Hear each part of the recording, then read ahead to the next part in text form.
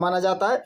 और दूसरी बात यह है कि आज ईरान में सिर्फ 32% लोग हैं जो इस्लाम को मानते हैं, यानी कि आतंकवादी हैं।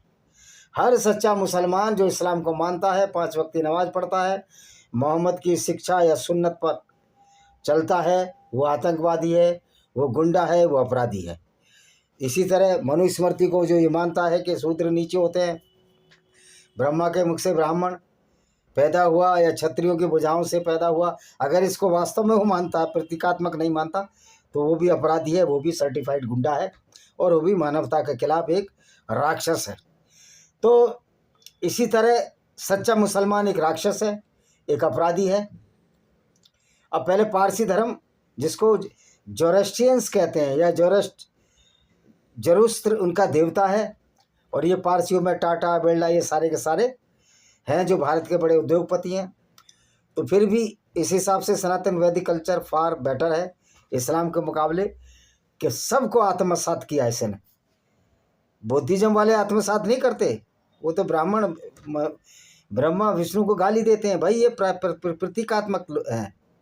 ये गाली देने की बात नहीं, एक परिकल्पना की कि ब्रह्मा सरस्वती का उत्पादन करता है, सृष्टि का, और एक पालन करता है, एक संहार करता है अगर गुंडागर्दी होती है। तो दोस्तों, यह ईरानी धर्म है जो लगभग दूसरी सहस्त्राब्दी ईसा पूर्व में आया, यानी 2 BC में आया। तो आज कितना चल रहे हैं अब 2500 2025, यानी कि ये करीब 2,500-3 हज़ार साल पुराना धर्म है।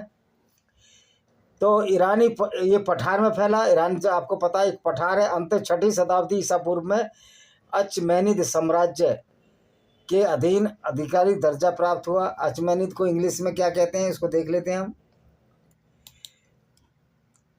हाँ, अचमेनिद को अचमेनिद कहते हैं।